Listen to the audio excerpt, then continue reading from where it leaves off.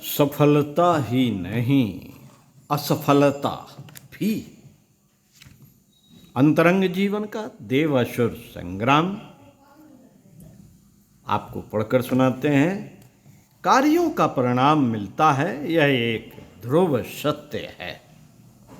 कोई भी क्रिया प्रतिक्रिया से रहित नहीं है। जो कुछ किया जाता है उसका प्रतिफल भी अवश्य होता है, पर यह प्रतिफल कब, कितनी मात्रा में, कैसा होगा, उसका रूप ठीक तरह निश्चित नहीं किया जा सकता। यह बातें परिस्थितियों पर भी निर्भर रहती हैं। साइकिल चलाने में कितनी देर में कितनी दूर पहुंच जाएंगे, उसका एक उत्तर नहीं हो सकता। क्योंकि साथ में और भी कितनी ही बातों से इसका उत्तर संबंधित है। सड़क खराब है या अच्छी, हवा सामने की है या पीछे की, चलाने वाले का स्वास्थ्य कैसा है, साइकिल अच्छी हालत में है या खराब हालत में, इन बातों की अनुकूलता प्रतिकूलता जानकर ही यह अनुमान किया जा सकता है कि यात्रा कितनी देर में पूरी होगी। हम जो सफलता चाहते हैं, जिसके लिए प्रयत्नशील हैं, वह कामना कब तक पूरी हो जाएगी? इसका उत्तर सोचने से पूर्व अन्य परिस्थितियों को भुलाया नहीं जा सकता। अपना स्वभाव, सूझबूझ, श्रमशीलता, योग्यता, दूसरों का सहयोग, सामाजिक परिस्थितियां, साधनों का अच्छा बुरा होना, सिर पर लदे हुए तात्कालिक उत्तरदायित्व, प्रगति की गुंजाइश, स्वास्थ्य आदि अनेक बातों से सफलता संबंधित रहती है। और सब बातें सदा अपने अनुकूल ही नहीं रहती हैं। इसलिए केवल इसी आधार पर सफलता की आशा नहीं की जा सकती कि हमने प्रयत्न पूरा किया तो सफलता भी निश्चित रूप से नियत समय पर मिल ही जानी चाहिए।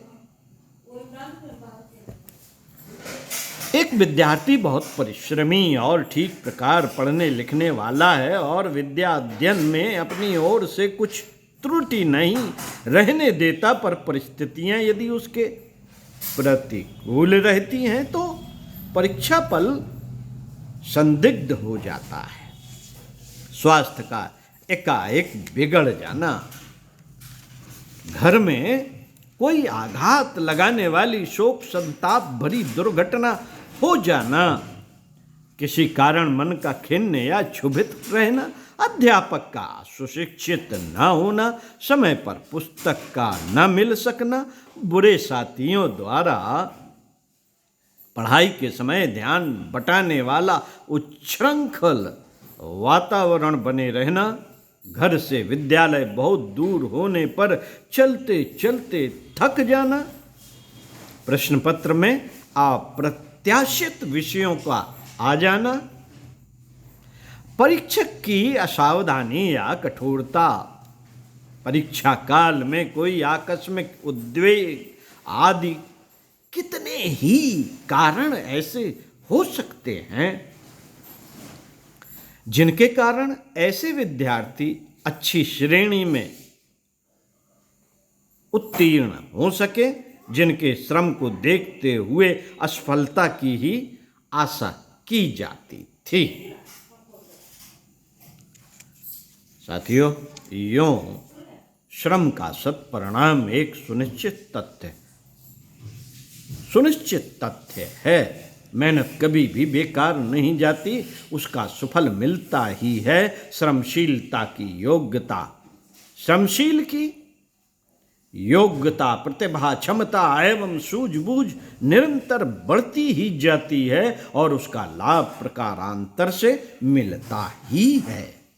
इसी प्रकार आलसी को कोई आकस्मिक सफलता मिल भी जाए तो उससे तात्कालिक प्रसन्नता प्राप्त की जा सकती है, पर उन विशेषताओं से वंचित ही रहना पड़ेगा जो कठोर श्रम और गहन अध्यावसाय के कारण अपने को प्राप्त हो सकती थी। आजकल अनीत का बोलबाला है। अनैतिक उपायों को काम में लाकर सफलता प्राप्त कर लेते हैं और नीति तथा मर्यादाओं का पालन करने वालों को उनके मुकाबले में पीछे रहना पड़ता है। ऐसी दशा में कई लोग जल्दी सफलता प्राप्त करने के लिए अनीत का मार्ग अपनाते हैं, पर वहां भी अनिश्चितता। हर चोर लखपति कहां बन पाता है? हर चोर लखपति कहां बन पाता है? उनमें से भी कितनों को ही हाथ पैर तोड़वा बैठने या जेल में चक्की पीसते पीसते मरते रहने का दुर्भाग्य भुगतना पड़ता है। इसलिए यह भी नहीं कहा जा सकता कि बुराई पर उतारू हो जाने से सफलता अवश्य ही थोड़े दिन में ही मिल जाएगी।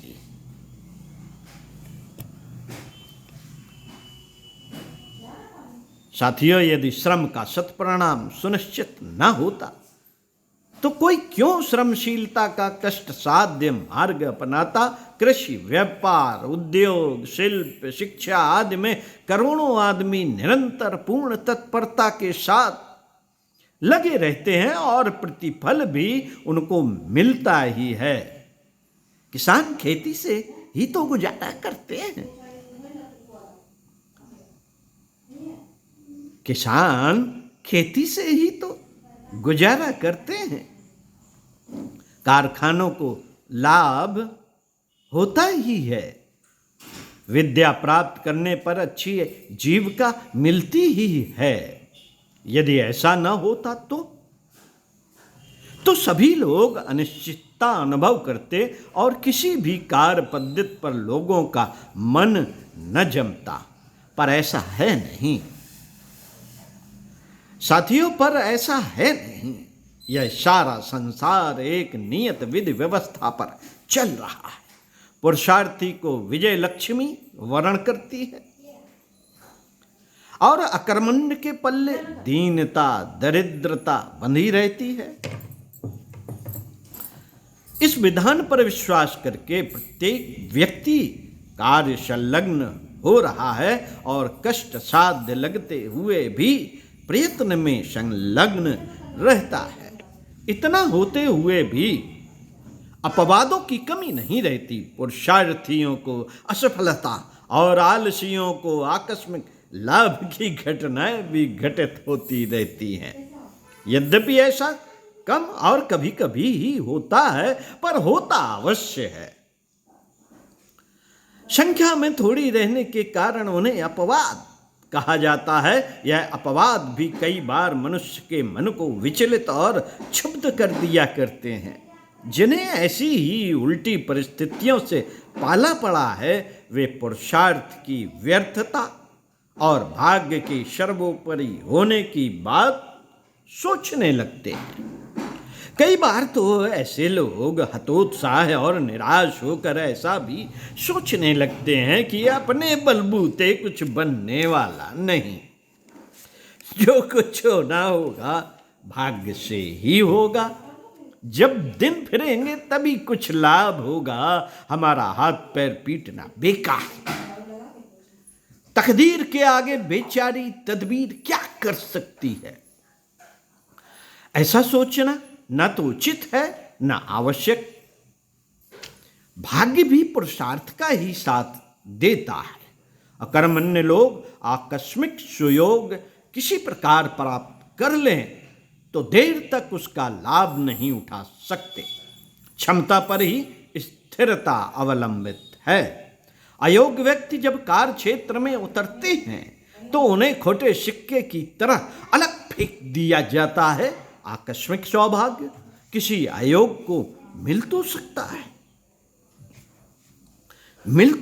है, पर वह देर तक उसके पास टिका नहीं रह सकता।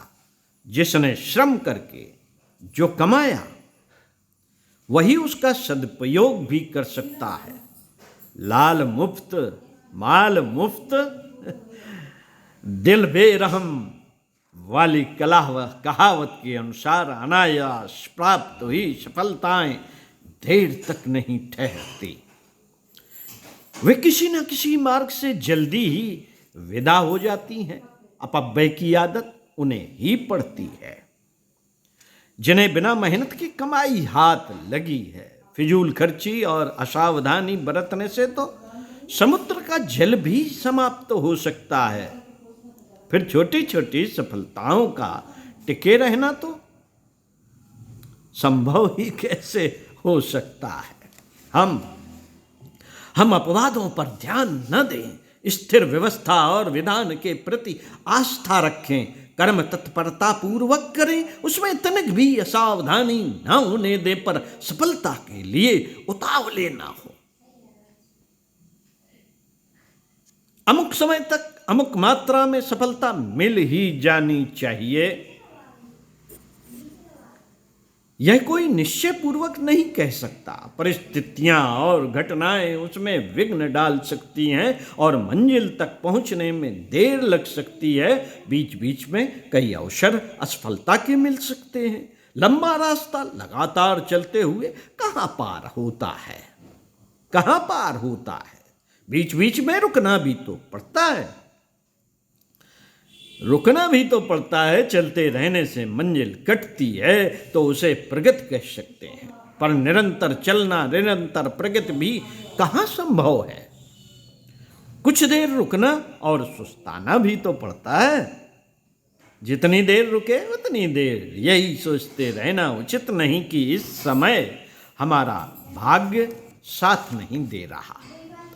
प्रगति रुक रही है, सफलता नहीं मिल रही है। प्रगति की बात अवरोध भी प्रकृति का नियम है। दिन के में काम करने के बाद रात को सोना भी पड़ता है। साथियों, ऐसे में अहंकार और असावधानी पर नियंत्रण। हमें प्रत्येक पग पर सफलता ही मिले यह कोई आवश्यक बात नहीं। असफलता में जो आघात लगता है उससे अधिक सावधानी बरतने और अधिक तत्परता पूर्वक श्रम करने की प्रेरणा मिलती है। भूल सुधारने का मौका भी इन्हीं झटकों से मिलता है। अन्यथा लगातार सफलता के मद में उन्मत्त मनुष्य को समस्याओं, अहंकार जनित असावधानी और अकर्मण्यता के मकड़े के जाल में फंसना पड़ सकता है। लक्ष्य को सोच विचार कर नियत करना चाहिए और फिर उस पर दृढ़ता पूर्वक चलते रहना चाहिए। मनुष्य का धर्म कर्तव्य कर्म करते रहना है। मनुष्य का धर्म कर्तव्य कर्म करते रहना है। इसे न करने पर वह कर्तव्य घात के पाप का भागी बनता है। इसलिए हर व्यक्ति को बिना एक क्षण भी गंवाए अपने जीवनोद्देश्य की प्राप्ति के लिए निर्धारित कर्तव्य पथ पर चलते रहना चाहिए। यह मान्यता सर्वथा सत्य है कि सत्कर्म का सत्परिणाम ही मिलता है। साथ ही यह भी मानकर चलना चाहिए कि हमारा हर कदम सफलता और प्रगति के लिए ही नहीं होता। कितने ही कारण इस संसार में ऐसे मौजूद रहते हैं जो प्रगति को रोकते हैं और जितनी जल्दी हम चाहते हैं उतनी जल्दी सफलता प्राप्त नहीं कर पाते। मित्रों, बाधाओं की मंजिल पार करने में लोग अपने धैर्य और साहस का परिचय देते हैं। धैर्य और साहस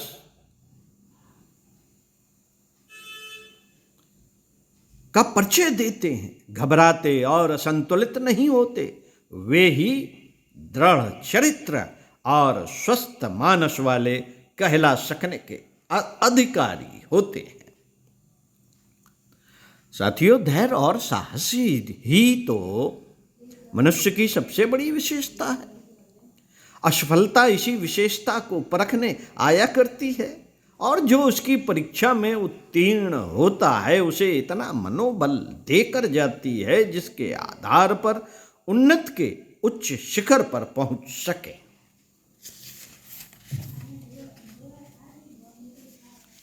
आत्मीय भाइयों और बहनों, प्रयत्न करें पर विचलित ना हो। हमें सफलता के लिए शक्ति भर प्रयत्न करना चाहिए, पर असफलता के लिए भी जी में गुंजाइश रखनी चाहिए। प्रगति के पथ पर चलने वाले हर व्यक्ति को इस धूप छाए का सामना करना पड़ा है। हर कदम सफलता से ही भरा मिले, ऐसी आशा केवल बाल बुद्धि वालों को शोभा देती है, विवेकशीलों को नहीं। केवल सफलता की आशा करना और उसके न मिलने पर सिर धुनना अथवा निराश होकर बैठना ओछे उथले और बचकाने स्वभाव का चिन्ह है। जिंदगी जीने की विद्या का एक महत्वपूर्ण पाठ यह है कि हम न छोटी मोटी सफलताओं से हर्षोन्नत हों और न असफलताओं को देखकर हिम्मत हारें। दिन और रात की भांति असफलता का चक्र भी चलते ही रहने वाला है। एक ही तरह की वस्तु सदा मिले यह असंभव है। आशा हमें आरंभ से ही नहीं करनी चाहिए और असफलता के लिए भी अपने कार्यक्रम में उचित गुंजाइश रखे रहना चाहिए और उसका भी वैसा स्वागत करना चाहिए जैसा सायंकालीन संध्या का करते हैं। प्रातःकाल की उषा भी उतनी ही सुंदर होती है जितनी सायंकाल की संध्या। सफलताओं में सुख सुविधाओं की जैसी आशा केंद्रित रहती है, वैसी ही आत्म सुधार की, धीर वीर बनाने की प्रेरणा असफलता में भी सन्निहित है। वस्तुतः ये दोनों आपस में सगी बहनें हैं। कुशल क्षेम पूछने और परस्पर मिलने अक्सर आया करती हैं। उनके प्रेमालाप में हम बाधक क्यों बने? अपनी कर्तव्य परायणता का आतिथ्य प्रस्तुत करते हुए इन दोनों का ही उचित स्वागत क्यों ना किया करें? ओम शांति। स्वाध्याय, सत्संग, चिंतन, मनन का क्रम बनाए रखिए और पढ़ते रहिए कुछ अच्छा और सुनते रहिए कुछ अच्छा। अगले वीडियो में आपको पढ़कर सुनाएंगे महत्वाकांक्षाएं और असंतोष।